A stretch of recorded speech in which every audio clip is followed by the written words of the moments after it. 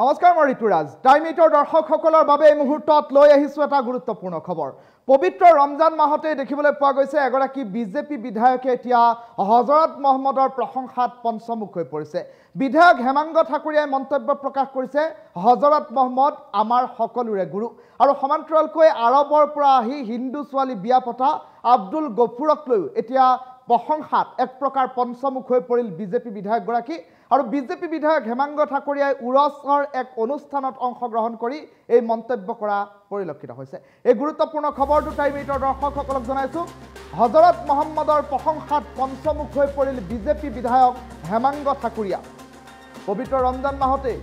হযৰত মহম্মদ আমাৰ সকলোৰে গুৰু বুলি উল্লেখ কৰিলে বিজেপি বিধায়ক হেমাংগ ঠাকুৰীয়াই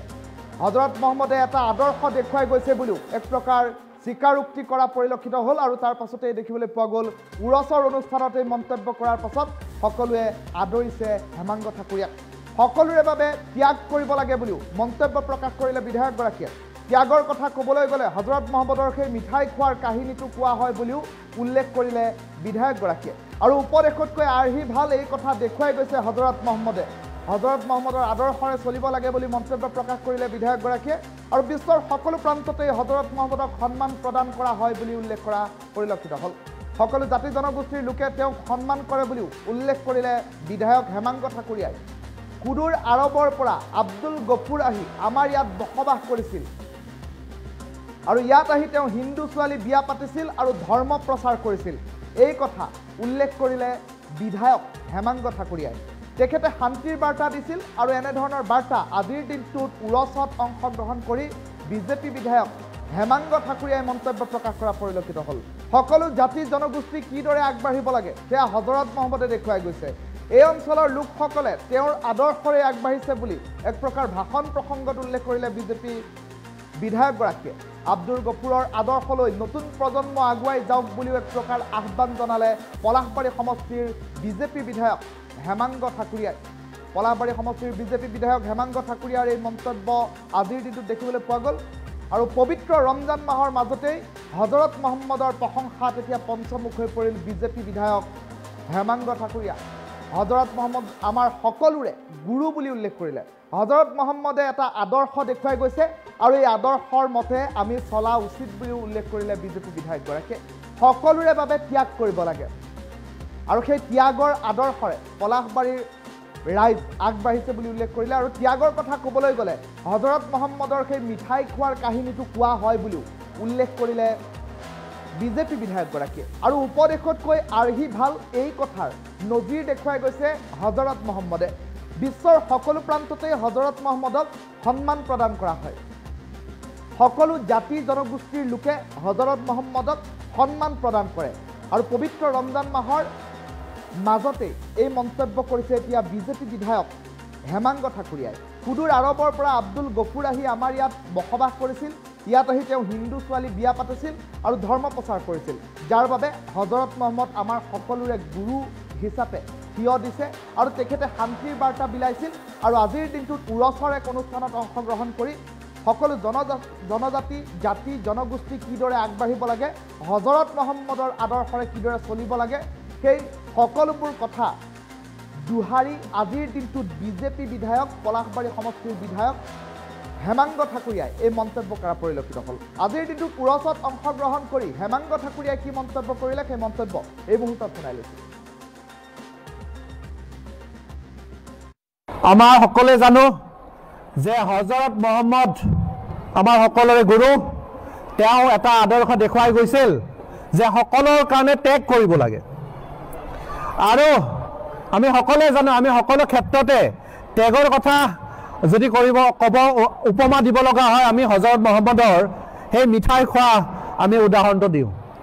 যে তেওঁ সদায় সৰুতে মিঠাই খাই ভাল পাইছিলে কিন্তু এদিন যেতিয়া এজন মাকে এজন ল'ৰাক লৈ পেলাই আহিছিলে যে ল'ৰাটোৱে বেছিকৈ মিঠা খায় তেওঁ সেই উপদেশটো দিব নোৱাৰিলে কিয়নো তেওঁ নিজে মিঠাই খাই ভাল পায় আৰু তেওঁ সেইটোৰ কাৰণে কৈছে যে এমাহ পিছত আহিব তেওঁ সেইদিনাৰ পৰা মিঠাই খোৱা বাদ দিলে আৰু এমাহ পিছত যোৱাৰ পিছত সেই ল'ৰাজনক উপদেশ দিছে যে মিঠাই খোৱাটো বেয়া তাৰমানে এই ত্যাগ এটা সৰু উদাহৰণ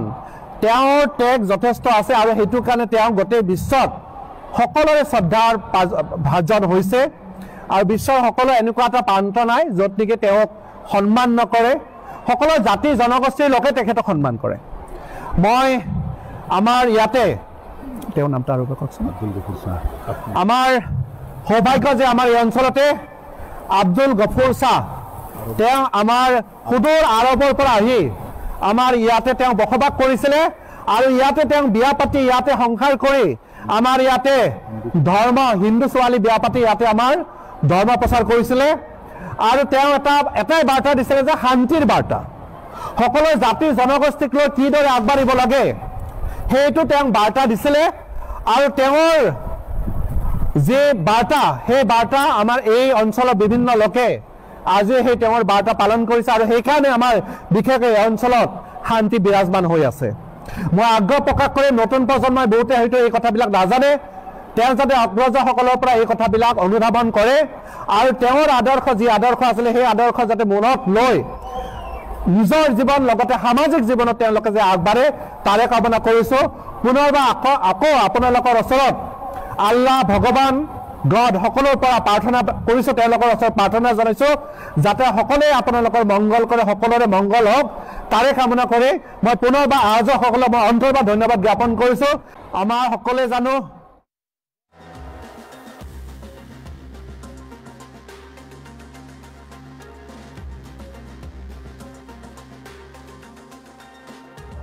আমাৰ সকলোৱে জানো যে হজৰত মহম্মদ আমাৰ সকলোৰে গুৰু তেওঁ এটা আদৰ্শ দেখুৱাই গৈছিল যে সকলোৰ কাৰণে ত্যাগ কৰিব লাগে আৰু আমি সকলোৱে জানো আমি সকলো ক্ষেত্ৰতে ত্যাগৰ কথা যদি ক'ব উপমা দিব লগা হয় আমি হজৰত মহম্মদৰ সেই মিঠাই খোৱা আমি উদাহৰণটো দিওঁ যে তেওঁ সদায় সৰুতে মিঠাই খাই ভাল পাইছিলে কিন্তু এদিন যেতিয়া এজন মাকে এজন ল'ৰাক লৈ পেলাই আহিছিলে যে ল'ৰাটোৱে বেছিকৈ মিঠা খায় তেওঁ সেই উপদেশটো দিব নোৱাৰিলে কিয়নো তেওঁ নিজে মিঠাই খাই ভাল পায় আৰু তেওঁ সেইটোৰ কাৰণে কৈছে যে এমাহ পিছত আহিব তেওঁ সেইদিনাৰ খৰা মিঠাই খোৱা বাদ দিল আৰু এমাহ পিছত যোৱাৰ পিছত সেই ল'ৰাজনক ওপৰত দিছে যে মিঠাই খোৱাটো বেয়া তাৰমানে এই ত্যাগ এটা সৰু উদাহৰণ তেওঁৰ ত্যাগ যথেষ্ট আছে আৰু সেইটোৰ কাৰণে তেওঁ গোটেই বিশ্বত সকলোৰে শ্ৰদ্ধাৰ ভাজন হৈছে আৰু বিশ্বৰ সকলো এনেকুৱা এটা প্ৰান্ত নাই য'ত নেকি তেওঁক সন্মান নকৰে সকলো জাতি জনগোষ্ঠীৰ লোকে তেখেতক সন্মান কৰে মই আমাৰ ইয়াতে তেওঁৰ নামটো আৰু কওকচোন আমাৰ সৌভাগ্য যে আমাৰ এই অঞ্চলতে আব্দুল গফুৰ শ্বাহ তেওঁ আমাৰ সুদূৰ আৰৱৰ পৰা আহি আমাৰ ইয়াতে তেওঁ বসবাস কৰিছিলে আৰু ইয়াতে তেওঁ বিয়া পাতি ইয়াতে সংসাৰ কৰি আমাৰ ইয়াতে ধৰ্ম হিন্দু ছোৱালী বিয়া পাতি ইয়াতে আমাৰ ধৰ্ম প্ৰচাৰ কৰিছিলে আৰু তেওঁ এটাই বাৰ্তা দিছিলে যে শান্তিৰ বাৰ্তা সকলো জাতি জনগোষ্ঠীক লৈ কিদৰে আগবাঢ়িব লাগে সেইটো তেওঁ বাৰ্তা দিছিলে আৰু তেওঁৰ যে বাৰ্তা সেই বাৰ্তা আমাৰ এই অঞ্চলৰ বিভিন্ন লোকে আজি সেই তেওঁৰ বাৰ্তা পালন কৰিছে আৰু সেইকাৰণে আমাৰ বিশেষকৈ এই অঞ্চলত শান্তি বিৰাজমান হৈ আছে মই আগ্ৰহ প্ৰকাশ কৰি নতুন প্ৰজন্মই বহুতে হয়তো এই কথাবিলাক নাজানে তেওঁ যাতে অগ্ৰজসকলৰ পৰা এই কথাবিলাক অনুধাৱন কৰে আৰু তেওঁৰ আদৰ্শ যি আদৰ্শ আছিলে সেই আদৰ্শ যাতে মনত লৈ নিজৰ জীৱন লগতে সামাজিক জীৱনত তেওঁলোকে যে আগবাঢ়ে তাৰে কামনা কৰিছোঁ পুনৰবাৰ আকৌ আপোনালোকৰ ওচৰত আল্লাহ ভগৱান গড সকলোৰ পৰা প্ৰাৰ্থনা কৰিছোঁ তেওঁলোকৰ ওচৰত প্ৰাৰ্থনা জনাইছোঁ যাতে সকলোৱে আপোনালোকৰ মংগল কৰে সকলোৰে মংগল হওক তাৰে কামনা কৰি মই পুনৰবাৰ আয়োজকসকলক মই অন্তৰৰ পৰা ধন্যবাদ